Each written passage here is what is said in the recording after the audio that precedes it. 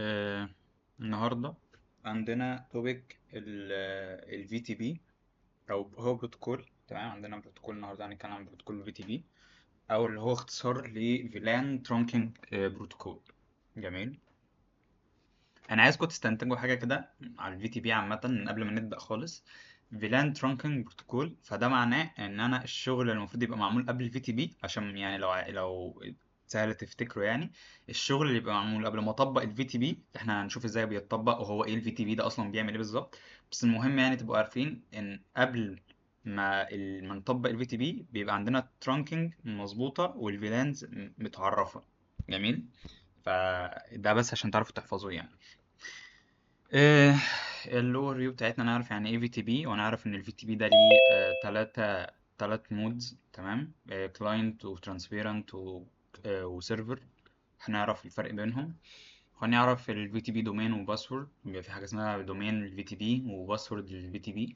تمام. وبعد كده نعرف هنطبق الكونفيجريشن بتاعته يعني.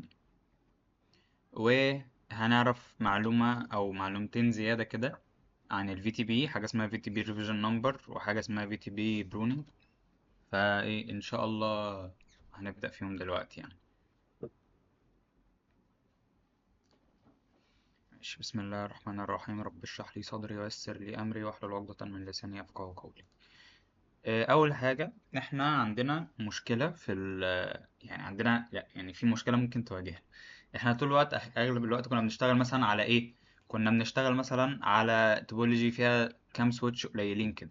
لو فرضنا ان ال الشركه بيبقى فيها مثلا سويتشات كتيره جدا، تمام، فرضا هنا في المثال ده مثلا 50 سويتش.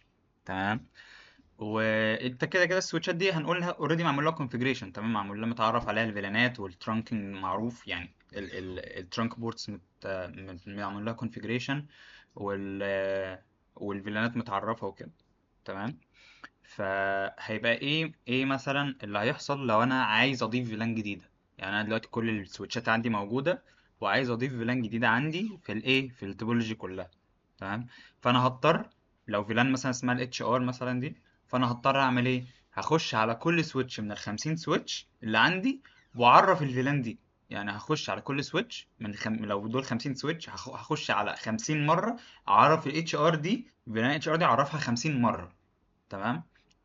فكل مرة هخش على سويتش واعرف الفلان واخرج منه واخش على السويتش التاني وهكذا. تمام. ده اول حاجة طبعا. احنا طبعا زي ما احنا متعودين اي حاجة فيها تكرار كتير فدي ممكن تؤدي الى مشكلة، ان انا ممكن اكتب حاجة غلط، ممكن اكتب رقم الفلان غلط، ممكن اكتب اسم الفلان غلط. تمام. فلو في حاجة فيها غلطة من كده، فممكن هيبقى في اختلاف في حاجه اسمها الفيلان داتابيز. الفيلان داتابيز دي اللي هي ايه؟ اللي هي الداتابيز الموجوده في اي سويتش متعرف عليه. اما بنيجي نشوف كده مثلا شو فيلان بريف، اللي هو الكوماند بتاع شو فيلان بريف، ونشوف مثلا فيلان كذا اكتف ومتوصله ببورتات كذا، اكسس على البورتات كذا، وفيلان اتنين مثلا اكسس البورتات كذا. تمام. فهي دي الداتابيز، الفيلان داتابيز، اللي هي ايه؟ بيبقى داتابيز كده قدامي فيها زي جداول، هي مش جدول، هو جدول من غير ما يبقى متقسم بشكل جدول يعني. بيبقى مكتوب فيه ايه؟ مكتوب الفيلان اللي موجوده عندي في الايه، في الجهاز. فلو انا دخلت على سويتش او اكتر، أو ايا كان يعني، دخلت على اي سويتش عندي حاجه غلط في الفيلانز، تمام، فكده الفيلان داتابيز تبقى مختلفه. فده هيعمل ايه؟ هيعمل مشكله طبعا في الكونكتيفيتي. انا هيبقى عندي مثلا سويتش، يعني مثلا بالغلط بدل ما كتبت سويتش 50، سوري، بدل ما كتبت فيلان 50 على سويتش، تمام، كتبت فيلان 40. يعني بدل ما انا بعرف فيلان 50 بعرف فيلان 40. تمام. فده كده فيلان غير الفيلانات الموجوده. ده معناه ان انا عملت فيلان جديده غير اللي مطلوبه مني. فده معناه ان انا لو انا بقى مش واخد بالي ان انا عملت الغلطه دي، يعني انا عملت الغلطه دي انا مش واخد بالي منها. لو انا مش واخد بالي زي ما احنا بنحكي في السيناريو ده، ايه اللي هيحصل؟ لما اجي تيست الكونكتيفيتي من نفس الفيلان يعني بين نفس الفيلان، لما نيجي مثلا نتشيك الترانكات، تمام، هنلاقي ان ايه؟ المسجات مثلا مش بتروح، البنج مش هيظبط. ليه؟ لان انا في الاصل اصلا كاتب الفيلان غلط. تمام. فدي ايه؟ من احد المشاكل. وطبعا عقبال ما اكتشف المشكله دي هضطر بقى اعمل ايه؟ اخش على 50 سويتش كلهم اشوف المشكله دي مع إيه، يعني ايه سببها. تمام. فدي ايه؟ المشكله اللي ممكن تواجهني. فالحل بتاعها عندي في الايه؟ في الفي تي بي. الفي تي بي اللي هو الفلان ترانكينج بروتوكول. اول حاجه، اول معلومه نعرفها عن الفي تي بي انه حاجه اسمها سيسكو اونلي. يعني ايه؟ يعني هو ده بروتوكول من سيسكو بس، يعني من فيندور سيسكو. مفيش اي مفيش اي فيندور تاني ليه علاقه بالنتورك عنده الفي تي بي ده، ما عندوش بروتوكول الفي تي بي ده. تمام؟ يعني ده مش ستاندرد، الفي تي بي ده مش ستاندرد على كل النتورك، كل عالم النتورك عندنا. لا، ده هو في ايه، في اجهزه سيسكو بس. تمام؟ وهو كمان ايه، لاير 2 بروتوكول. يعني هو بيشتغل على لاير 2، بيشتغل على الفيلانز. تمام؟ بيشتغل على انه يعني ومش بيشتغل على الفيلانز حرفيا، احنا هنعرف نشوف هو بيشتغل ايه بالظبط، بس هو لاير 2. تمام؟ بيعمل ايه؟ بيبقى عندك سويتش، هو ده السنترال سويتش اللي هو هنعرف قدام انه بيبقى اسمه السيرفر. تمام؟ وهو ده اللي انت بتعرف عليه الفيلانات، وهو ده اللي بيعمل السينكرونايزيشن للفيلانز في التوبولوجي ايه كلها. تمام؟ آه... تمام. زي ما قلت الفي تي بي هو شغال على الترانك لينكس. يعني ايه؟ يعني هو الفي تي بي ده بروتوكول بيشتغل بين السويتشات. فطالما بين السويتشات هيبقى بيشتغل على الترانك بورتس. تمام؟ يعني الفي تي بي ده مالوش دعوه بالاكسس. يعني مالوش دعوه، يعني إيه مالوش دعوه بالاكسس؟ يعني لو زي ما انتم فاكرين اي مثلا مشروع عندنا هنا، لما كنا مثلا ايه، مثلا بتاع الانترنت راوتنج ده، كنا بنقسم الايه السويتشات عندنا اللايرز، زي ما قلنا مثلا كور، ديستريبيوت، الاكسس، الكلام ده كله. فالاكسس لاير احنا كنا بنقول عليها ليه اكسس، لانها مرتبطه بالايه، بالاكسس بورتس. اغلب البورتس عندها اكسس، ودايما مرتبطه بالاند ديفايس. تمام؟ على عكس بقى الايه، الفي تي بي. الفي تي بي انا شغال على الايه، الترانك لينكس او الترانك بورتس. يعني ايه؟ يعني بين السويتشات. يعني لازم يبقى بين السويتش، يعني بين السويتش والسويتش. يعني ممكن اشتغل على ايه، لو على الحاله بتاعت التوبولوجي بتاعتنا دي، فانا السنترال في الغالب، يعني في الغالب في السيناريو ده مثلا السنترال عندي، سنترال سويتش عندي هيبقى الايه، سويتش اللي في الكور مثلا. جميل؟ فده اللي ممكن ابقى اعمله سيرفر. لو توهتوا مني يعني بقى هنبدأ نفهم في الموضوع ده واحده واحده يعني. بصوا، يعني ده اسمه إيه ده، التوبولوجي بتاعتنا مثلا، او مثال يعني عندنا. جميل؟ ده الفي تي بي دومين. تمام؟ اللي هو اللي بالازرق ده كده في تي بي دومين. والفي تي بي دومين ده انا حاطط جواه ايه، 3 سويتشات. جميل؟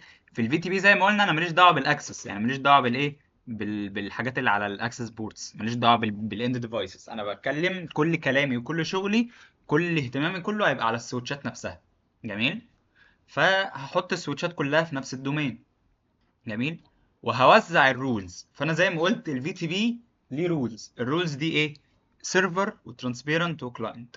طب ايه ده، ايه سيرفر وايه ترانسبيرنت وايه الكلاينت؟ اول حاجه، تمام، بدل ما انا هخش على كل سويتش واعرف الفيلانات زي ما قلنا، ده السيناريو اللي كان عندنا في اول السيشن، ان انا هخش هنا اكتب كل الفيلانات، بعد كده اخش هنا اكتب كل الفيلانات، بعد كده اخش هنا اكتب كل الفيلانات، عشان يبقى كل السويتشات عندي متعرف عليها ايه، نفس الفيلانات. تمام؟ فانا بعمل ايه، اول حاجه بظبط الترانكات زي ما احنا متعودين، زي ما احنا عارفين. اول حاجه دايما لما باجي بشتغل اصلا في اي توبولوجي لازم اظبط الايه، ترانك بورتس. جميل؟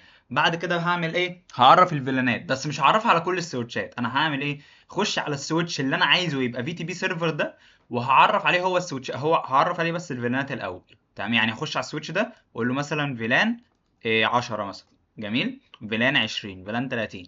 هوديهم الاسامي بقى ايا كان الاسامي. وبعد ما اخلص تعريف الفيلانات على السويتش ده، هقول له في تي بي سيرفر، هخليه مود سيرفر. تمام؟ وبعد كده ايه، احطه جوه الدومين. يعني اول حاجه انا بعرفه الرول بتاعته ايه، وبعد كده بعرفه انت جوه انهي دومين. تمام؟ لان هنعرف ان انا ممكن يبقى عندي اكتر من دومين. تمام؟ فالمهم، هعرف ايه، عرفت الفيلانات وخليته سيرفر، خليت السويتش ده سيرفر. تمام؟ هاجي بعد كده بقى في السويتشات التانية هعمل ايه، نسيبنا من الترانسبيرنت ده دلوقتي، نخش على الكلاينت. الكلاينت انا هعمل ايه، هخش بدل ما انا هخش على السويتش ده والمفروض ان انا كنت هعرف عليه الفيلانات كلها تاني، لا انا مش هعمل كده. انا هكتب ايه، هكتب في تي بي مود كلاينت وبس. مجرد ان انا كتبت في تي بي مود كلاينت، هو فهم، هو فهم ان خلاص ان هو بقى تابع لسيرفر موجود في الدومين ده. تمام؟ فاما يجي يشوف هيلاقي ان السيرفر، اي فلان كانت على السيرفر هيبعتها للكلاينت، فهيعمل له ابديت، هيبعت له الابديتس كل شويه. الفيلانز اللي اتعرفت انا اول، يعني لو فرضنا في اول حاله خالص ان انا ايه، عرفت الفيلانات هنا، وده لسه كلاينت حالا، فوانس انه بقى كلاينت هيسحب كل الفيلانات. يعني كل الفيلانات اللي على السويتش ده هيسحبها عنده، فيبقى متعرف عليه كل الفيلانات اللي كانت هنا. جميل. جميل. طب وبعدين لو فرضنا ان انا عايز اضيف فيلان جديده، بدل ما انا كنت المفروض هخش على كل سويتش واعرف الفيلان الجديده، لا انا مش هعمل كده. انا هعرفها على السيرفر بس، والكلاينت لوحده هيسحب الابديت ده. يعني السيرفر هيبعت الابديت للكلاينت، الكلاينت هيسحب على طول الايه، الابديت بتاع الفيلان الجديده اللي اتضافت. يعني فانا مش مضطر ان انا اكتب الفيلان الجديده فين، مش مضطر ان انا اكتب الفيلان الجديده على الايه، على السويتش اللي عندي. جميل كده. فده ايه، ده مبدئيا يعني الايه الفكره العامه بتاعت الفي تي بي. حد بس عنده سؤال في اللي فات ده؟ فهنكمل زي ما احنا، خلينا برضو على الوايت بورد زي ما احنا. ايه بقى الترانسبيرنت ده؟ تمام. زي ما قلنا السيرفر والترانسبيرنت والكلاينت دي مش انواع. الفي تي بي ده بروتوكول. الفي تي بي ده اختصار لايه؟ فلان ترانكينج بروتوكول. فده بروتوكول، البروتوكول ده ليه اوضاع، ليه مودز، يعني جمع مود يعني. تمام. من المودز بتاعته دي او الرولز، ان في رول سيرفر، وفي الرول ترانسبيرنت، وفي الرول ايه كلاينت. تمام. فدي رولز انا بحطها في الايه، اسمه إيه ده، في السويتشات بتاعتي. طب الترانسبيرنت رول دي بقى، السويتش اللي بيبقى ترانسبيرنت ده بيبقى ايه دنيته؟ ده ملوش اي دعوه باللي بيحصل، هو جوه الدومين بس ملوش دعوه باي ابديت بيحصل من السيرفر. يعني ايه؟ طب امال ايه لازمته؟ هنشوف ايه لازمته دلوقتي. ان انا مثلا السويتش ده عليه فيلانات تانية، عليه فيلانات خاصة حاجة تانية. تمام. عليه مثلا فيلان هنا المانجمنت مثلا، الإدارة. جميل. وأنا عندي ده سيرفر وعندي ده كلاينت. تمام. لو أنا ما عنديش غير سيرفر وكلاينت، وأنا عملت أي أبديت في السيرفر، الكلاينتس كله هيسحبوه. يعني لو ده مش ترانسبيرنت، يعني ده لو مش ترانسبيرنت وكلاينت زي ده، تمام، يعني لو ده كلاينت، فكل اي ابديت كل الكلاينتس هيسحبوه، سواء ده او ده هيسحبوا الابديت. طب انا عايز السويتش ده يفضل محتفظ بس بالفلان اللي عنده دي، انا مش عايز اضيف عليه اي فلان جديده، مش عايز اي حاجه في سيتنج الفلانز عنده هنا تتغير. تمام. فهعمل ايه؟ بخليه على ترانسبيرنت مود. تمام. او الترانسبيرنت رول اللي هي ايه، ما بيعملش حاجه غير انه لو جه ابديت من السيرفر، لما يجي ابديت من السيرفر بيمرر الابديت ده للكلاينت. يعني اكنه ايه، اكنه كوبري كده، هو ما فيش حد بيقف عليه، يعني ما فيش حد بيقف على الكوبري. جميل. هو بيعدي. فاي اسمه إيه ده، اي مسج جايه من السيرفر بتروح لحد الايه، الكلاينت على طول من خلال الترانسبيرنت، من غير ما الترانسبيرنت نفسه يتاثر. يعني من غير ما الترانسبيرنت نفسه يحصل فيه ايه، اي تغيير. تمام. فده ايه، دي الترانسبيرنت رول. تمام. مفيده في ايه؟ مفيده ان انا هنعرف قدام دلوقتي ان الترانسبيرنت رول دي، لو فرضا انا كان عندي سويتش قديم في الشركه. تمام. يعني انا دلوقتي عندي سويتش جميل قديم في الشركه، السويتش ده كان اوريدي متعرف انه سيرفر. تمام. فلو انا او يعني كان هو قديم وانا راكنه مش شغال، يعني مش متوصل بحاجه، سويتش كده مرمي على الرف. جميل. انا عايز ابدا يعني عايز استغله، عايز اشوف، عايز اشتغل عليه شويه. تمام. فهعمل له يعني هوصله في النتورك بتاعتي. لو انا وصلته في النتورك بتاعتي على طول وهو متعرف انه سيرفر، تمام، بيبقى في حاجه اسمها ريفيجن نمبر. ريفيجن نمبر ده بيبقى زي رقم دليلي ان ايه، ده في ابديت جديد حصل ولا لا. تمام. السويتشات بتعرف ان في ابديت جديد حصل ولا لا من الريفيجن نمبر ده. فالمهم، لو ده سيرفر، لو ده اصلا كان المود بتاعه سيرفر في الكونفيجريشنز القديمه اللي كانت مكتوبه عليه قبل ما يتركن، وانا لما جيت احطه تاني في الشبكه بتاعتي وهو لسه سيرفر، ولو الريفيجن نمبر بتاعه ده عالي، كل السويتشات اللي في الشبكه هتاخد نفس السيتنج بتاعت الفيلانز اللي فيه. طب فرضا، طب يعني ايه مثلا المشكله اللي ممكن تحصل هنا؟ فرضا ده كان عليه فيلان مثلا 10 و20، وانا حاليا اصلا في الشبكه عندي فلان 25 وفلان 15، يعني ما عنديش اصلا فلان اسمها 10 ولا فلان اسمها 20 دي. تمام. فايه اللي هيحصل؟ اللي هيحصل ان السيرفر اللي هو ده بقى، اللي هو القديم ده، هيخلي كل الكلاينتس يعملوا ايه، يعملوا اوفر رايت على الداتا اللي عندهم تبع الفيلانز. خلينا برضو متفقين على حاجه، ان اصلا الابديت، كل ابديت بيحصل من السيرفر بيوفر رايت على الداتا. يعني ايه؟ يعني مثلا اول حاجه اللي هنا، الفيلان اللي كانت هنا كانت 10. جميل. فده بقى كلاينت فسحب فيلان 10، بقى هنا في فيلان 10 وضفت فيلان 20، فالكلاينت هنا هيعمل ايه، هي اوفر رايت على اللي عنده، فهي اوفر رايت على 10 هتبقى 10 و20. تمام. طب فرضا دلوقتي السيرفر انا شلت منه 10 و20 وخليت فيه 30 بس، فهنا هيعمل ايه؟ هيشيل 10 و20 اللي كانوا عليه وهيسيب ال 30. يعني هيعمل ايه؟ يعني هي اوفر رايت على الداتا. هيكتب على يعني اوفر رايت دي يعني بيمسح الداتا اللي موجوده ويكتب داتا من جديد. تمام. يعني ده لو فيلان 30 بس المحطوطه هنا، يعني لو هو عنده فيلان 10 و20 هنا، هيمسح 10 و20 ويكتب 30. تمام. فدي بقى تبقى مشكله امتى؟ لو حصلت من سويتش انت لسه ما درتوش، لسه ما ظبطتش السيتنج بتاعته، لسه ما ظبطتش الكونفيجريشن بتاعته. فهيحصل ايه؟ هتلاقي الفيلانز اللي هنا عملت اوفر رايت، يعني الكلاينت اللي هنا سحب الفيلانز وعمل اوفر رايت على الداتابيز اللي عنده بالفعل، فمسح كل الايه، الفيلانز اللي كانت موجوده عنده. تمام. فانت بوظت الدنيا، بوظت الكونفيجريشنز خالص. جميل. فدي من احد المميزات بتاعت الترانسبيرنت رول، اللي هي ايه؟ اي سويتش جديد عندي قبل ما اضيفه في الشبكه هعمله ترانسبيرنت مود. ليه؟ لو قدرا ده كان معمول سيرفر هيعمل لي المشكله اللي احنا كنا بنتكلم عليها دي. طب لو هو ترانسبيرنت ايه اللي هيحصل؟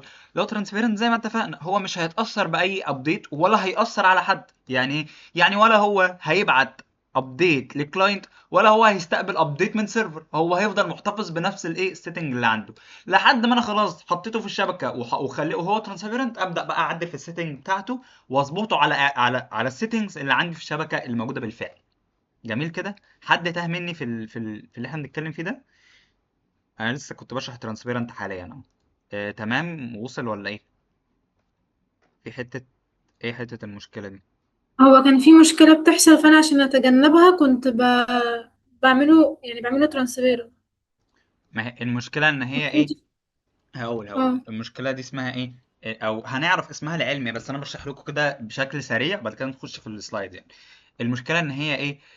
انا لو عندي السيرفر ده سوري، السويتش ده زي ما قلت ده قديم ومركون عندي، بس كان معمول عليه كونفيجريشنز قديمه. تمام. فمثلا متعرف عليه فيلان 10 يعني خلينا نكتب عشان البتاع ده ما يتمسحش، مثلا فيلان 10 وفيلان 20.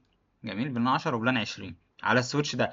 وانا اصلا في الشركه عندي فيلان ايه، عندي فيلان 15 وفيلان 25 في السيرفر. وطالما هما في السيرفر ايه اللي هيحصل؟ الكلاينت ساحب 15 و20 و25. جميل. الكلاينت ده هيسحب نفس اللي في السيرفر. تمام. احنا كنا بنقول ايه؟ ان دلوقتي اي ابديت بيحصل من السيرفر الكلاينت بيوفر رايت على الداتا اللي عنده. يعني لو السيرفر مسح ال 25 وال 15 دول وضاف فيلان جديده اسمها فيلان 35، فالكلاينت هيعمل نفس الكلام، هي اوفر رايت على الداتا اللي عنده، هيلاقي ان الابديت الجديد فيلان 30، هيحط فيلان 30 على الايه، او فيلان 35 الجديده دي عليهم. يعني هي اوفر رايت عليهم، يعني هيمسح القديم ده كله. جميل. ويعمل ايه؟ ويكتب 35. جميل. هنا بقى نرجع للمشكله اللي كانت هنا. لو ده السويتش القديم اللي انا راكنه، لو حطيته في الشبكه. جميل. والسويتش القديم ده كان معمول له كونفيجريشن انه كان ايه، انه كان سيرفر. جميل، كان سيرفر. تمام كده. فهو سيرفر، لو انا حطيته على طول على الشبكه، هيحصل ايه؟ الكلاينت هيسحب منه ابديتس اوتوماتيك، هيسحب منه ابديتس. فالابديت اللي هيسحبها دي هتعمل ايه؟ هي اوفر رايت ال 10 وال 20 دول على ال 35. فهيعمل ايه؟ هيمسح ال 35 دي ويكتب ايه؟ يكتب 10 ويكتب 20. تمام. يكتب 10 و20. فبقى كده في مشكله حصلت، ان انا الفيلانز اوريدي اللي كانت متعرفه عليه اتمسحت.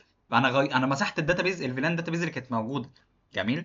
فدي المشكله اللي بيحلها الايه، اللي بيحلها ترانسبيرنت. لو انا السويتش ده قبل ما احطه في الشبكه عندي خليته ترانسبيرنت مود، الترانسبيرنت بيعمل ايه؟ بيمرر ترافيك بس، ولا هو بيسند ابديت ولا هو بيريسيف ابديت ولا هو بيستقبل اي ابديت ولا هو اللي بيدي ابديت. تمام. هو بيمرر ترافيك بس. فهيبقى هيتحط في الشبكه، هيبقى لسه محتفظ بالفيلانز بتاعته، بس مش هيبوظ لي حاجه في الحاجات اللي انا عاملها بالفعل. فهيعمل ايه؟ فهيفضل موجود لحد ما انا اخش عليه واعدل فيه، يعني اغير فيه لو انا عايز اعدل حاجه فيه جديده كده، او عايز اخليه محتفظ برضو بالفيلانز دي بس ما يأثرش على الايه، على السويتشات التانية. تمام. تمام كده ولا ايه؟ تمام. أنا كان عندي سؤال بقى. تمام. هو كده احنا عندنا السويتشين الاتنين سيرفر، اللي هو اللي أنا راكنه على جنب ده اللي هو 10 و20، واللي هو امم. اللي موجود عندي من الأول 35. جميل. فأنا كده عندي اتنين سيرفر، ليه لما بحط التاني اه. بيمسح الفلان بتاع الأولاني؟ يعني ليه مش بيضيفوا مش على، مش يعني ليه بيمسح الكلاينت الاولاني. بيمسح ال 35؟ هقول اه لك ماشي. زي ما قلنا احنا عندنا في حاجه اسمها، هنعرفها قدام، في حاجه قدام اسمها ايه، اسمها ريفيجن نمبر. جميل اهو، حاجه قدام اسمها ايه، هنبدا نعرفها يعني ريفيجن نمبر. الريفيجن نمبر ده بيبقى ايه، ده باي ديفولت اول ما السويتشات تتحط في الدومين بتاع الفي تي بي بيبقى بزيرو. جميل. اي ابديت السيرفر بيعمله الريفيجن نمبر ده بيزيد واحد. تمام. ابديت جديد حصل السيرفر ده هيزيد واحد، ابديت جديد حصل السيرفر الريفيجن نمبر ده يزيد واحد. جميل. دلوقتي لو الريفيجن نمبر مثلا بتاع السويتش ده 3، وانا عادي ممكن يبقى عندي اكتر من سيرفر على فكره في نفس الدومين ده، بيبقى ساعات بنعمله لو عايزين نعلي الريدندنسي يعني. جميل. بيبقى عشان بحيث ان لو في السيرفر الاولاني حصل فيه مشكله او حصل فيه عطل وانا عايز اصلحه، ما الداتابيز دي ما تتمسحش. لا انا برضو عايز اقول لكم حاجه، الفيلانز في الكلاينت مود ما بتتسيفش بشكل دائم. يعني مثلا عارفين زي فكره الهارد ديسك والرامات، ان الرامات مثلا لو انت قفلت الجهاز الحاجات اللي في الرامات خلاص هتتمسح، انما الحاجات اللي في الهارد ديسك مش هتتمسح. هي نفس الفكره. الكلاينت الكلاينت ما عندوش يعني ما بيسيفش الفيلانز في الستورج بتاعته، هو بيسيفها في الرامات، بيسيفها في الميموري الايه اللي هي مي دايما، اللي هي لو السويتش ده عمل له ريبوت يعني عملت له ريستارت قفلته وفتحته تاني، الفيلانز اللي فيها هتتمسح ولسه هيستنى يسحب الابديت من الايه، من السيرفر. جميل. فالمهم الريفيجن نمبر زي ما قلنا مثلا بتاع السويتش ده 3. جميل. والسويتش السيرفر اللي هيخش اللي هو اللي كان قديم عندي وهحطه في النتورك عندي، مثلا الريفيجن نمبر بتاعه هيبقى كام، هيبقى مثلا ايه، 5. تمام. الكلاينت بيسحب امتى الابديت، لما الريفيجن نمبر يزيد. تمام. يعني دايما الكلاينت بيبقى بيستمع لحاجه اسمها في تي بي مسجز. تمام. الفي تي بي مسجز دي بيبقى فيها الايه، الريفيجن نمبر. جميل. فالريفيجن نمبر ده لو زاد الكلاينت هيعرف ان في ابديت حصل فهي اوفر رايت على الداتا اللي عنده. طب لو لقى ان الرقم زي ما هو او اقل، بيعرف ان هو كده مفيش ابديت فايته. تمام. يعني مثلا لو انت معاك اندرويد 13، تمام، اندرويد الفيرجن بتاعه 13. جميل. وانت عارف او الجهاز بتاعك عارف ان في اندرويد 12، هل هيريسيف الابديتس بتاعت اندرويد 12 ولا هيريسيف الابديتس بتاعت اندرويد 13 ولا هيسيف الابديتس لو في اندرويد 14؟ اكيد 14. ساعتها هتعمل ايه، تعمل ابديت للتليفون بتاعك. تمام. هي دي نفس الفكره يعتبر، ان انت بيسحب ابديت لما يكون الريفيجن نمبر اكبر من الريفيجن نمبر اللي هو عارفه. يعني هو دلوقتي السويتش ده عارف ان الريفيجن نمبر بتاع السيرفر 3. جميل.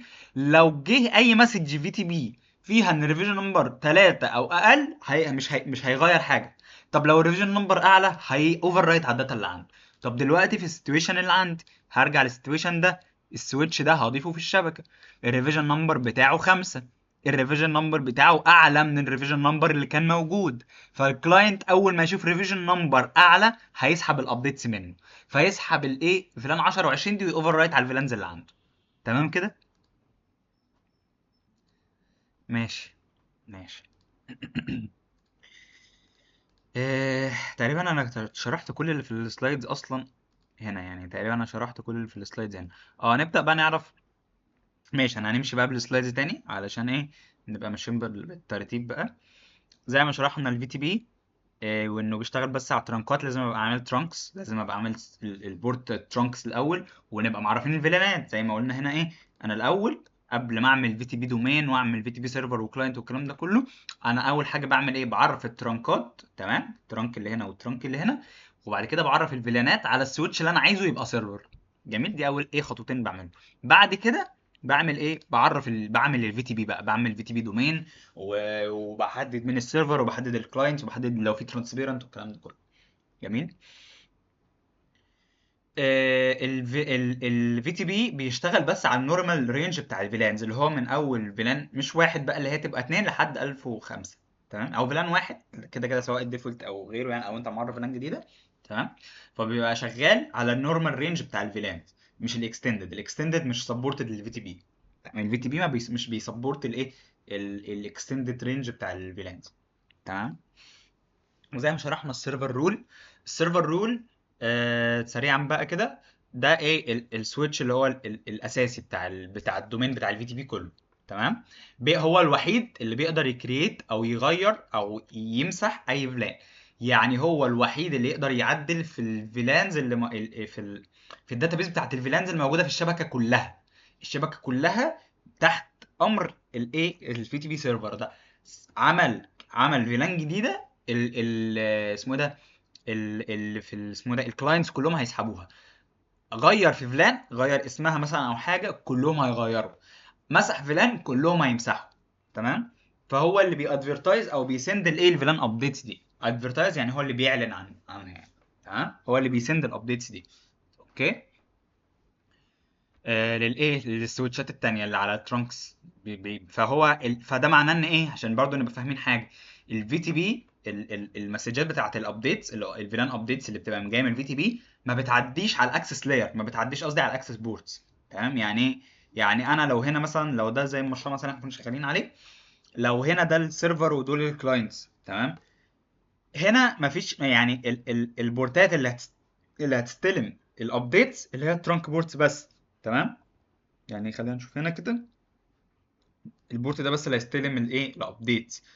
مفيش ابديتس هتتذاع في البورتات دي، لان البورتات دي اكسس. والفي تي بي قلنا فيلان ترانكينج، ففيلان ترانكينج شغال على الترانكات، شغال على الترانكينج ايه بورتس.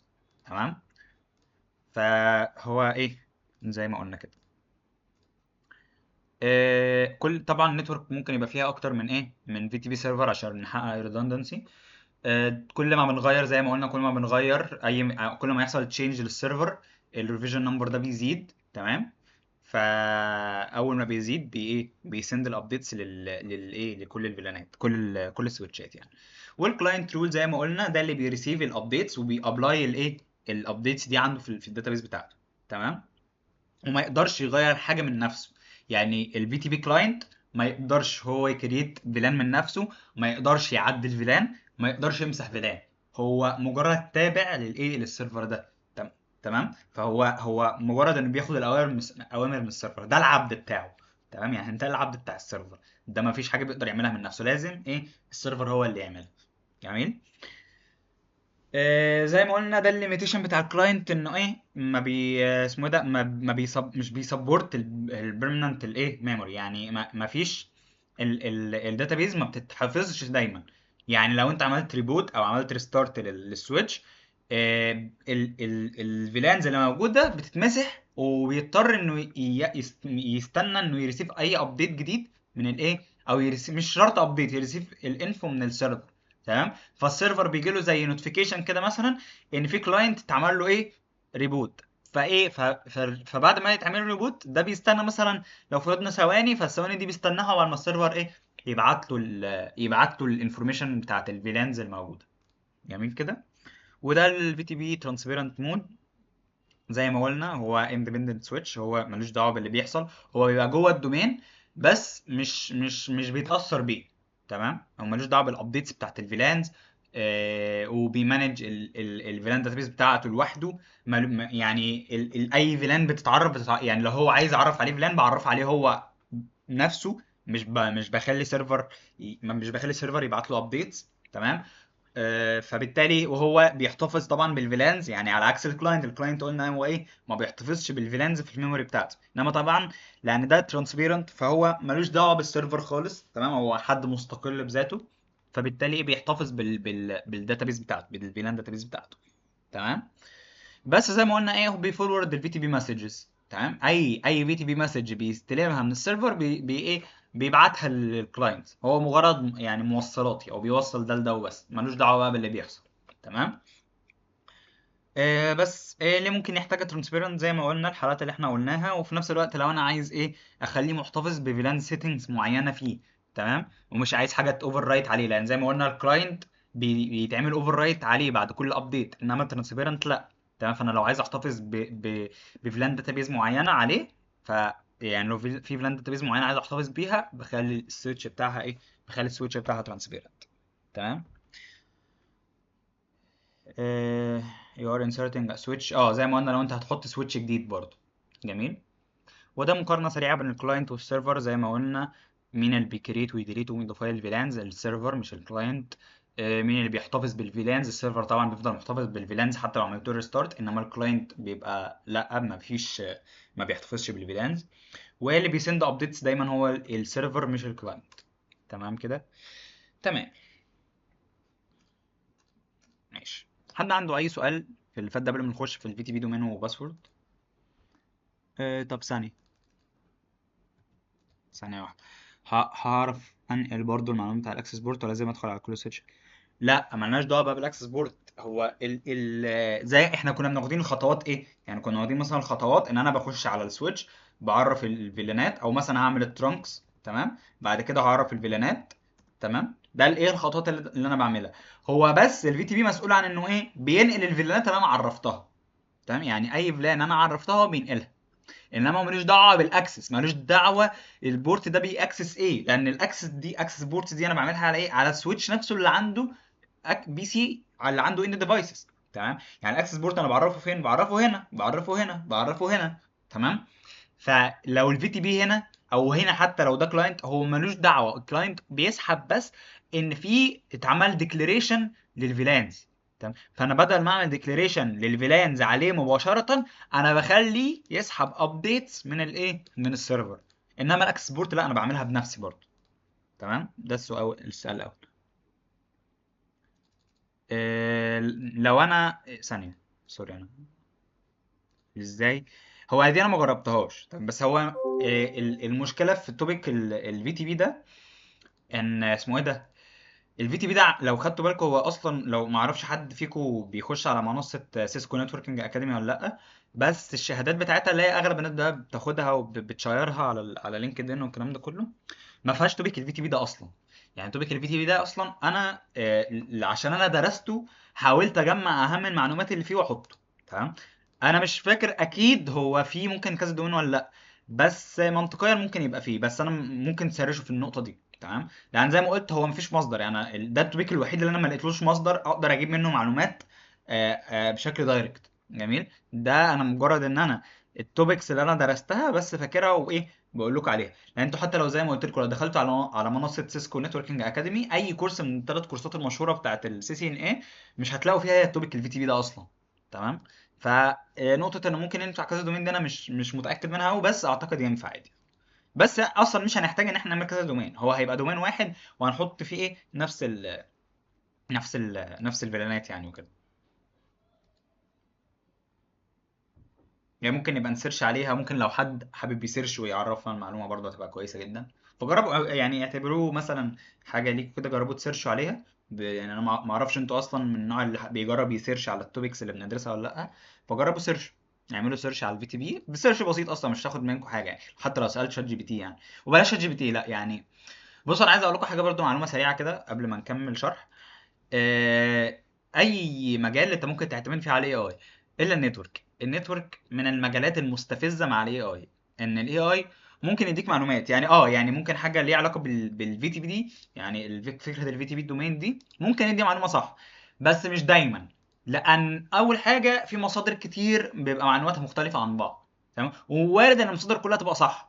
تمام. يعني زي ما قلنا في حاجات في هواوي تمام ليها التعريفات بتاعتها، في حاجات في سيسكو ليها تعريفات معينه، ممكن تبقى دي مختلفة عن دي. جميل. وما تقدرش تقول ده غلط وده صح، يعني اللي ممكن الاتنين يبقوا صح اصلا.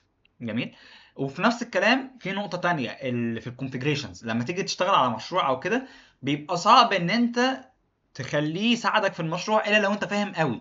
يعني انت امتى ممكن يساعدك في المشروع؟ لو انت اصلا فاهم كويس جدا، او اشتغلت على الاقل على مشروع قبل كده، فانت فاهم هو لما يقول لك كذا كذا كذا هتعمل كذا كذا كذا ده ازاي، لان هو مش عارف يعمله بدالك. تمام.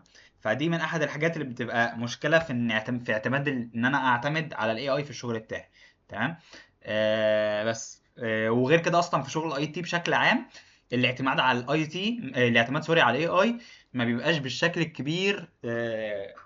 وبيبقى في حاجات معينه بس، ممكن في تاسكات ايه معينه وصغيره كده، لان شغل الاي تي زي ما قلنا هو سنسيتيف، فبالتالي تدخل الاي اي فيه ما بيبقاش بالشكل اللي ممكن نشوفه في بقيه المجالات يعني. جميل. فالمهم موضوع الفي تي بي دومين ده انتوا ممكن تسرشوا عليه، واللي يسرش يلاقي معلومه يبعتها على الجروب مثلا، كده كده هفتح لكم الجروب اصلا، فليه يلاقي معلومه يبعتها على الجروب. المهم، حد عنده اي مشكله او اي سؤال في اللي فات ده قبل ما نخش على على اللي جاي على طول ده؟ ايه. ماشي.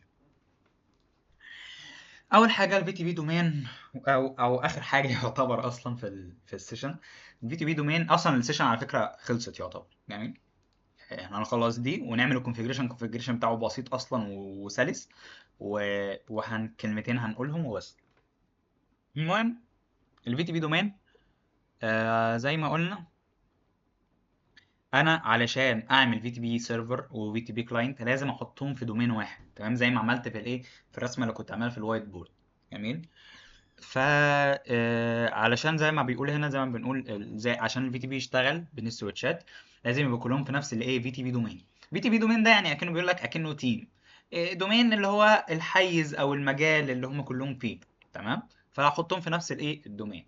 الدومين ده عباره عن ايه؟ زي ليبل كده او اسم، تمام؟ اسم بتعرف بيه بقيه الايه، بقيه يعني بتخلي كل السويتشات لما تدخل في الدومين ده تكتب اسم الدومين ده. فالدومين ده كيس سنسيتيف، تمام؟ هنشوف في الكونفيجريشن انه كيس سنسيتيف يعني ايه. يعني اي تغيير في اي حاجه فيه انت عملت دومين جديد، تمام؟ زي فكره الفاريبلز كده في البروجرامينج. لو انت عملت فاريبل مثلا A كابيتال غير A سمول، ده فاريبل ده فاريبل، رغم ان ده A وده A، بس ده A كابيتال وده A سمول، نفس الفكره يعتبر. الدومين نيم بيبقى كيس سنسيتيف، تمام؟ فانت عشان تحط سويتشات في نفس الدومين لازم كلهم تكتب لهم نفس الايه، الدومين نيم. جميل كده. وطبعا زي ما قلنا الفي تي بي كلاينت مثلا ما بي يعني، او الفي تي بي حتى السيرفر ما بيعملوش ابديتس او يرسيفوا ابديتس الا من نفس الدومين، لو في نفس لو في ايه، في نفس الدومين، تمام؟ فهو ملوش دعوه باي سويتشات في الايه، بره الدومين ده، ما بيتاثرش بيهم ولا بيأثر عليهم، تمام؟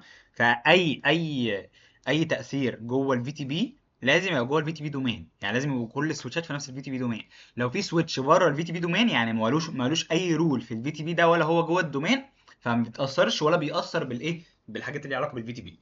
جميل. الباسورد، الفي تي بي باسورد ده حاجه اوبشنال، ممكن نحطها ممكن لا، بس بنحطها في الغالب. يعني هي سكيورتي لايرز زياده كده يعني، تمام؟ بدل ما تبقى انت هتعمل دومين نيم وتعتمد بس على اسم الدومين انه يبقى ثابت في كله، لا انت هتحط باسورد كمان، ان هو بحيث ان انت ايه، تعلي من يعني مش عارف يعني، هي layers زياده في السكيورتي، هي مش قويه قوي يعني. بس الفكره كلها بدل ما مثلا انت عشان تاكسس، يعني خلينا نقول مثال عبيط جدا، عشان تاكسس مثلا شبكه واي فاي، بدل ما انت تكتب اسم الشبكه بس، انت لا هتكتب اسم وباسورد مثلا يعني. جميل. بس يعني فعلشان ايه، تخليهم كلهم في نفس الدومين، هتعمل نفس الدومين نيم. الباسورد ده اوبشنال، ممكن تكتبه ممكن لا، تمام؟ فهو مش حاجه اساسيه يعني عشان تحدد الدومين. ممكن تعمل الدومين بالاسم بس بنكتبه في العادي يعني. اوكي. بس طالما كتبته لازم طبعا يبقوا نفس السويتشات، لازم تكتب لهم نفس دومين نيم ونفس الباسورد، تمام؟ عشان يبقوا في نفس الدومين. لان انت كده لو كتبت باسورد مختلف، يا اما هيمنعك انك تخش الدومين، يا اما هيفهم ان انت في دومين تاني، تمام؟ فلازم يبقوا نفس الدومين نيم ونفس الباسورد. جميل كده. جميل. آه زي ما قلنا لازم هو ايه، الدومين نيم والباسورد لازم يبقوا كلهم في نفس السويتشات واحد. كده احنا خلصنا وهنخش على الايه، على الكونفيجريشنز. حد عنده مشكله قبل ما نخش على الكونفيجريشنز؟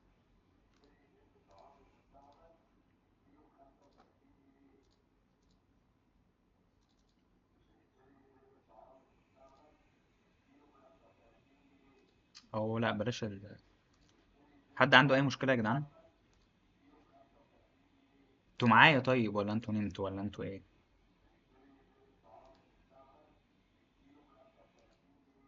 ماشي.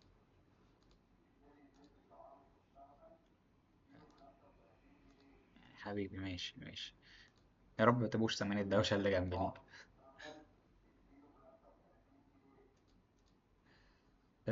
كنت عايز اسمه ايه ده، اه. بص هو التاسك او الكونفيجريشن هطبقه قدامكم بشكل بسيط جدا. جميل. هو زي ما قلنا شغلنا كله على السويتشات، فانا بقى مش محتاج الايه، مش محتاج ولا راوتر ولا اسمه ايه ده، ولا بي سيز ولا الكلام ده دلوقتي يعني. جميل. الشغل كله شغل سويتشات، وممكن يتعمل على السويتش العادي وممكن على المالتي لاير سويتش. جميل. يعني هو ممكن يتعمل على السويتش العادي او المالتي لاير سويتش. زي ما قلنا المالتي لاير سويتش بيأدي نفس وظائف السويتش العادي ونفس وظائف الراوتر. عادي هيبقى سامح بكله يعني. المهم اول حاجه عندي انا هعمل ايه؟ هخش على الايه الاجهزه واعمل الترنكات زي ما قلنا فيلان ترانكينج بروتوكول. فانا بعمل الترنكات وبعرف الفيلانات على اللي انا عايزه سيرفر. فانا هخلي ايه؟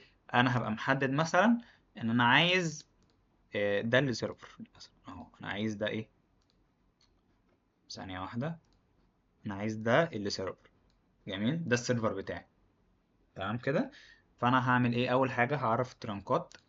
اخش انا على الترنكات اول حاجه enable conf انترفيس اف 0 على 1 وهعمل الترانكات سويتش بورت مود ترانك. ماشي، سويتش بورت ترانك الاود فيلان اول. جميل، ويكس. وبعد كده هعمل ايه؟ خلصت الترانكات هعرف بقى الفيلانات. جميل كده، هعرف الفيلانات الاول. فهعمل فيلان سوري، فيلان 10 نيم اي تي مثلا. انا هعمل فيلان دي بس. جميل، مش هعمل اي فيلان تانية، انا هعمل دي بس. جميل كده. واخش هنا على السويتش التاني هعمل ايه؟ هعرف الترنكات الاول برضه. تمام، enable كون ثانية enable config interface اف range اف 0 1 ل2 switch board mode trunk. جميل، switch board trunk allowed VLAN all زي ما احنا متعودين يعني، مفيش حاجة جديدة. هو انا كتبت ايه غلط؟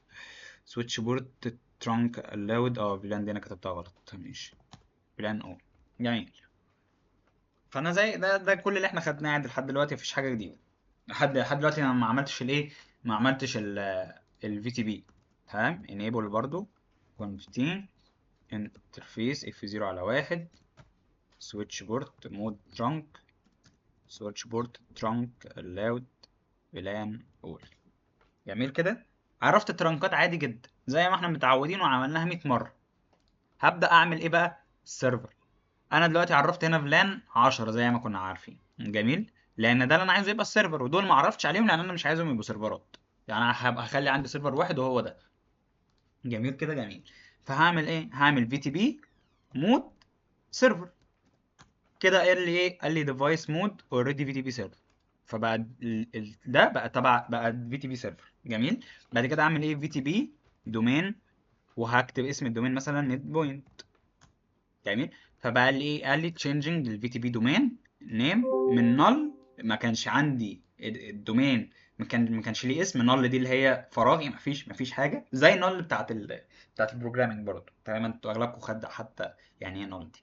اسمعني هنا يعني، حتى لو مش عارف null دي يعني ما فيش. null دي اللي هي equal ما فيش يعني. تمام. فاتغير من null لحد اللي نت بوينت، فبقى اسم ده اسم الدومين. وهعمل الايه؟ الفي تي بي سيرفر، الفي تي بي باسورد برضه ايه؟ نت بوينت. تمام.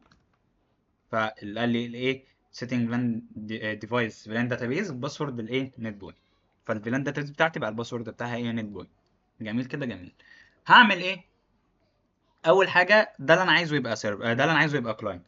انا خلصت هنا السيرفر. اخش هنا عايز اعرف ده يبقى كلاينت. هعمل ايه؟ في تي بي مود كلاينت. ناقص ايه؟ ناقص احطه في الدومين في تي بي دومين نت بوينت. نت بوينت. جميل. زي ما قلنا طالما انا عملت باسورد لازم اكتب برضو نفس الباسورد. ما ينفعش ما اكتبش الباسورد واقول ان هو هيبقى في نفس الدومين، لا عشان انا حاطط نفس الدومين نيم. لا، لازم طالما كتبت باسورد اكتب هنا باسورد. تمام. فاكتب في تي بي باسورد نت بوينت برضو. فانا ايه كده؟ عرفت ده. نيجي نبص كده على حاجه. انا عملت اكزيت هنا وهعمل اكزيت هنا. لو عملت شو فلان بريف هيديني ايه؟ فلان 10 اي تي. فده معناه ده السيرفر وعليه فلان 10.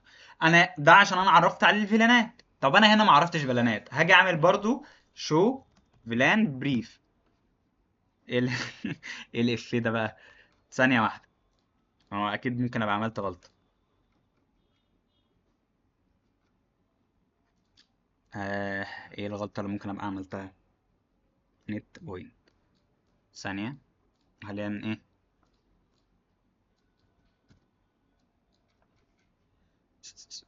نت بوينت برضو.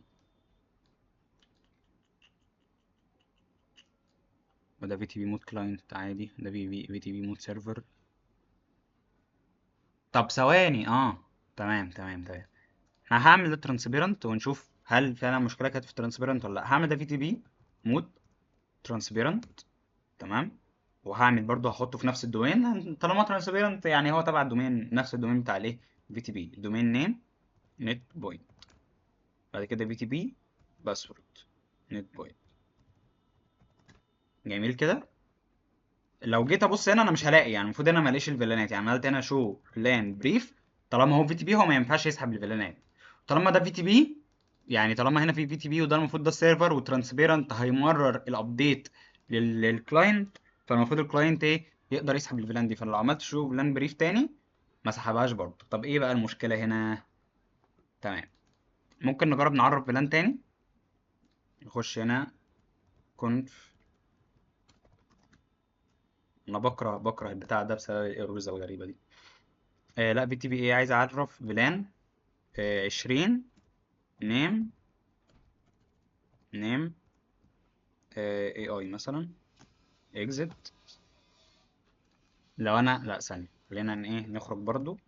شو بلان بريف، عندي اي تي وعندي اي اي، تمام. لو انا عملت هنا ده كده شو بلان بريف اهو، سحب الايه. انا ما اعرفش هو ليه ما سحبش اول مره بصراحه، بس تقريبا يعني ما اعرفش ليه، يعني ما اعرفش هو كان معلق ولا ايه، بس هو المفروض كان يسحب. فالمفروض دلوقتي هو سحب الاي تي وسحب اي اي، تمام. علشان يعني لو حد اتلخبط دلوقتي، انا جربت اكريت ايه، جربت اكريت اسمه ده اكريت الفيلانز تاني. لو عملت فلان تاني هنا، لو عملت كونف تي، جميل، وكتبت فلان 50 مثلا نيم نيم ايه مثلا اتش ار اكست، تمام. وهعمل اكزit هنا التاني عشان اشوف الداتابيس بتاعته هنا. هو اللي انا كتبت الكوماند غلط، لا كتبت صح اهو. فيلان 10 اي تي، فيلان 20 اي اي، فيلان 50 اتش ار، تمام. هنا بقى هنا اجي اعمل شو فيلان بريف تاني، هلاقي عمل لي ايه، فيلان 10 اي تي، فيلان 20 اي اي، وسحب فيلان 50، عمل اوفر رايت. جميل. نيجي نشوف محور الابديتس ده، نشوف فعلا ايه زي ما معروف ولا بيضحكوا علينا. ان انا لو دلوقتي، هو انا ممكن امسح ازاي؟ لو عملت نو فلان 50 مثلا، وجيت اعمل كده شو فلان بريف، مسحت فلان 50. نيجي نبص هنا على الكلاينت شو فلان بريف، مسح لي فلان 50 منها. انتوا فاهمين ولا عيد تاني قدامكم؟ علشان تقريبا انتوا كنتوا بتلخبطوا. انتوا فاهمين؟ حاسسكوا اتلخبطتوا. لا لا، انا بدأ في دوشة حواليا، والموضوع ده بقى مستفز يعني. بس هي احنا عامة كلها 15 دقايق وهنخلص يعني. اه عشان ما كنتش عملته ترانسبيرنت مظبوط. طب انتوا معايا ولا عيد تاني؟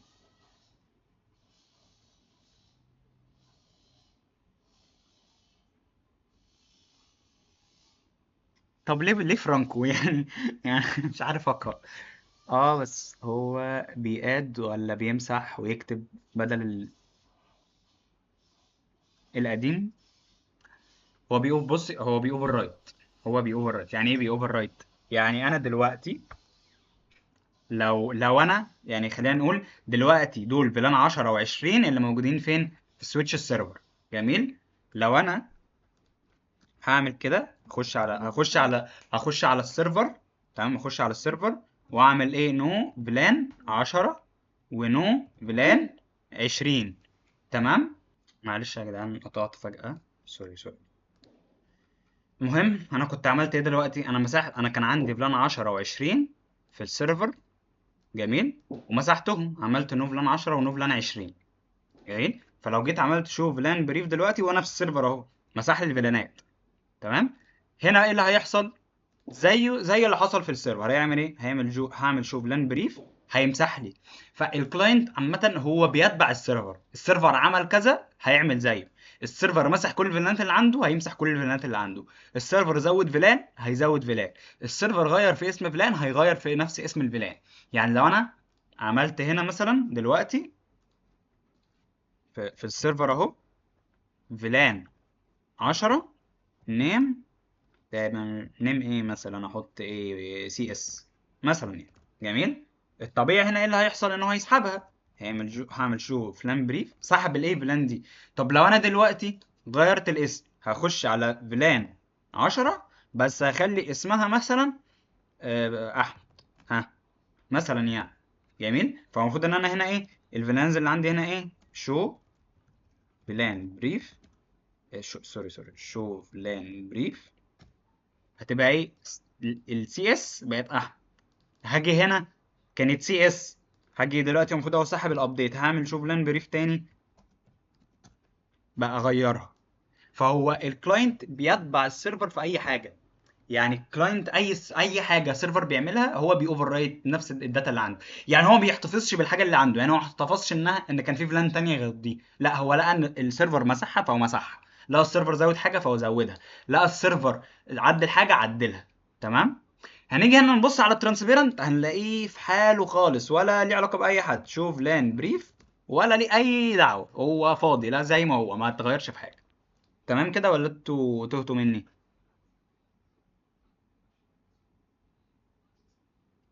عامة دي حاجة انا ممكن اوريكم الكيبورد بتاعي، الكيبورد بتاعي ما فيهوش عربي وبكتب عربي عادي، ما تحججوش يا جدعان. المهم، انتوا تمام؟ حد عطلان في حاجة، حد مش فاهم حاجة، حد سرح، حد عايز نعيد الكونفيجريشنز تاني؟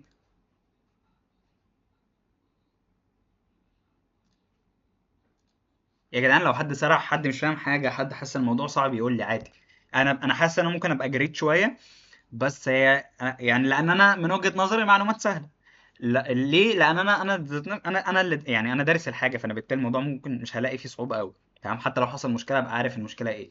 انما انا بشوف كل انتوا ممكن يبقى حد اول مره يعرف التوبيك ده، يعني في حد يعني اغلبكم تقريبا ما عداش على التوبيك ده قبل كده.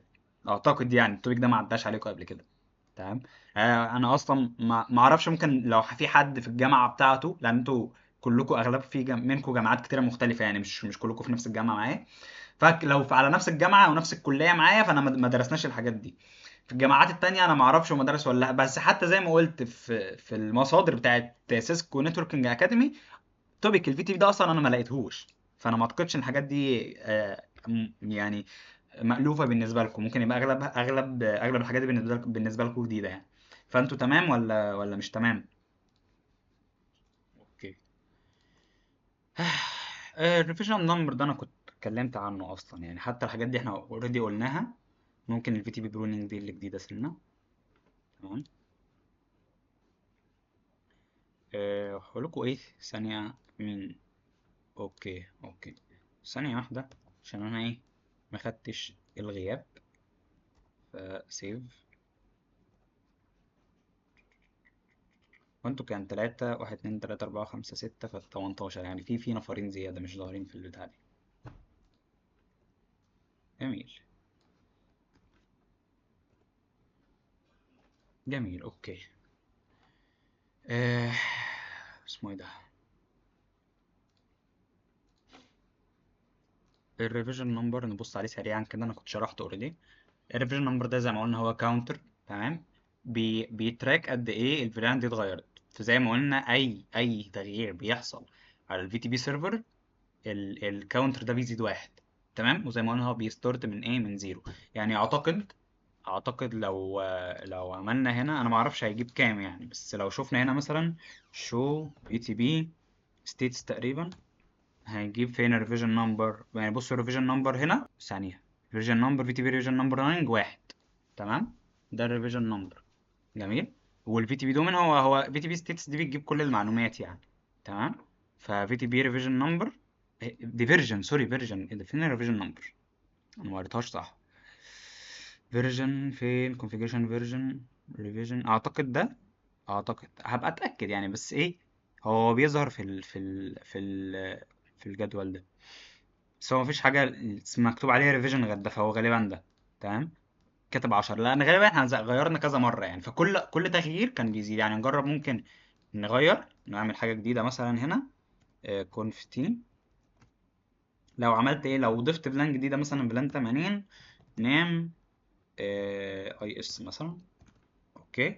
وعملت تاني الكوماند بتاع شو في تي بي ستيتس، وبصيت هنا هو الريفيجن نمبر زاد 2 بس ممكن عشان غيرت الاسم كمان، يعني ممكن يبقى الاسم بيتحسب بواحدة كمان. يعني ممكن نجرب تاني. يعني لو عملت فيلان 90 بس كده، مش هعمل حاجة تانية أكتر من كده، أشوف البتاع ده هيزيد قد إيه. شو في تي بي ستيتس. زاد واحد. يبقى أنت أي تعديل، حرفيا أي تعديل بيتعمل، الكاونتر ده بيزيد واحد. لو ضفت فيلان زاد واحد. هقول هو حسب ليه. لأن زي ما قلنا هنا، ان الفي تي بي عندي ايه، بيكرييت او ديليت او موديفاي، فدي اكن دي فانكشنز موجوده في الايه، في الفي تي بي. جميل. فاي واحده من دول بتتحسب بواحد، بتزيد واحد في الكاونتر. فانا هنا اما عملت فيلان 80، انا عملت ايه، كرييت فيلان، فبقى الكاونتر زاد واحد. لما عدلت الاسم بتاعها الاي اس، عملت ايه، تعديل، فده بقى الكاونتر زاد واحد كمان. جميل. فاي اوبريشن بتحصل، الكونفيجريشن ريفيجن ده بيزيد ايه، واحد. فزي ما قلنا الريفيجن نمبر ده ايه، كاونتر بيزيد واحد كل ما ايه تعمل تعديل. جميل. وزي ما قلنا هنا الكلاينت كل ما بيشوف الريفيجن نمبر بيزيد، بيحدث الابديت ده عنده. تمام، بيعرف ان في تحديث جديد حصل يعني. ايه تاني؟ اوكي. لما السويتش بيريسيف ابديت، زي ما قلنا بيكمبير ده بالريفيجن نمبر، بيشوف ما الكلاينت ما بيعدلش او ما بيغيرش حاجه الا لو لقى الريفيجن نمبر ده ايه، هاير. لازم يلاقي الريفيجن نمبر اعلى من اخر ريفيجن نمبر كان واصل له. جميل. لو اقل او بيساوي، بيجنور الابديت ده. تمام، بيعرف الابديت ده ملوش دعوه بيه. تمام. ودي المشكله اللي احنا كنا اتكلمنا عنها، اللي هي الفي تي بي بام. تمام، هي دي المشكله احنا كنا اتكلمنا عنها، بتاعت الايه، بتاعت السويتش القديم اللي احنا ضفناه والكلام ده كله. تمام، وقلنا الحل بتاعها دي، يعني انا كنت شرحتها اصلا، يعني دي نفس اللي انا شرحته بالظبط. تمام، اللي هو تكنيكال يعني، او تقريبا بتنطق كده. يعني المهم اللي هو مثلا نتورك ادمنستريتور مثلا او كده، هيضيف سويتش كان موجود قبل كده في الدومين ده. تمام، وكان عنده هاير ريفيجن نمبر. تمام. فبالتالي ايه، لما السويتشات تلاقي ان في هاير ريفيجن نمبر، هيعملوا اوفر رايت على الايه، على الفيلان داتابيز اللي عندهم. تمام. لا، فبالتالي ايه هيحصل، المشكله اللي احنا كنا اتكلمنا عنها، وزي ما قلنا حلها في ايه، ان انا بخلي السويتش في ترانسبيرنت مود لحد ما ايه، ما اعمله كونفيجريشن. جميل كده. جميل. الفي تي بي برونينج دي هي فيتشر موجوده في الفي تي بي، بس هي باي ديفولت بتبقى ديسيبل. تمام. وزي ما قلت انا ما لقيتلهاش مصدر حتى بيقول هي بتتفعل ازاي بصراحه، يعني لو شفت ممكن مصدر بتتفعل ازاي هقول، بس هي مش مهمه قوي. هي الفكره بتاعتها انها ايه، بتوفر في الباندويتس وبتقلل في الترافيك بتاع النتورك. يعني إيه؟ بتخلي ان ال الترافيك اللي بيعدي بيبقى مناسب لانهي بلانات. يعني مثلا لو فرضا يعني هو المثال ده هيبقى صعب قوي على الثلاث سويتشات دول، بس لو انا عندي اكتر من سويتش، وممكن في سويتشات، يعني فرضا مثلا عندي ايه، هقول له انا باي ديفولت السويتش اصلا بايه، بيبرودكاست المسجات بتاعته. تمام، فبيبعتها لكل الايه، السويتشات. فمثلا خلينا نقول كده من غير ما اعمل كونفيجريشن، انا عشان اشرحها لكم بس بشكل ايه، افيجواليز الموضوع شويه شويه يعني. جميل. لو انا هنا الترانسبيرنت هيعدي ابديت. جميل. لو انا مش هيعدي ابديت بقى، لا سوري. لو انا في ترافيك هيعدي، يعني انا هنا معرف مثلا ايه، قول الفيلانات اللي عندي كام هنا، فيلان بريف، شو فيلان بريف 10 و80 و90 دي. جميل، دي الايه، الفيلانات اللي عندي. تمام كده. لو انا عرفت الفيلانات دي وخلاص، الفيلانات دي متعرفه، وايا كان بقى ايه مش يعني انا عايز اوضح لكم المعلومه دي اكتر يعني. لو فرضا ان انا عايز الترافيك اللي يعدي يبقى ليه علاقه بالفيلانات اللي عند كل سويتش. تمام. يعني المفروض ان انا عندي زي ما قلنا، عندي مثلا ممكن يبقى اكتر من دومين او اكتر من سيرفر. وعايز بس الترافيك اللي يعدي يبقى ليه علاقه بالفيلانات اللي كل سويتش عارفها. تمام. يعني مثلا لو انا هنا على الترانسبيرنت، انا هخلي ايه، ماليش دعوه بقى بالمسجات بتاعت الفي تي بي، ماليش دعوه بالابديتس، انا بتكلم على الترافيك العادي، مثلا البنج الكلام ده كله. لو انا فرضا عندي هنا على الترانسبيرنت ايه، زي ما قلنا عندي فلانات تانية غير اللي متعرفه هنا. تمام. والترانسبيرنت فرضا، يعني للاسف في الحاله دي هو اللي ايه، هو اللي هيوزع الترافيك عليهم. جميل. فلو هو الفيلات اللي عنده كلها غير اللي هنا، فبالفي تي بي برونينج دي اي ترافيك جاي من فوق مثلا المفروض انه هيروح، يعني فوق ده مثلا متوصل بسويتشات تانية، او سوري مش بسويتشات تانية او ببي سيز تانية. اي ترافيك مثلا لو فرضا ان هنا في فلان 10 وفلان 10 وفلان 10، جميل، السويتش ده عليه فلان 20 مثلا يعني، والترافيك اللي هيجي من فوق ده هيجي فلان 10. في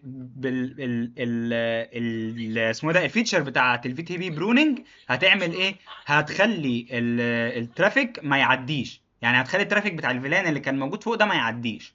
جميل كده.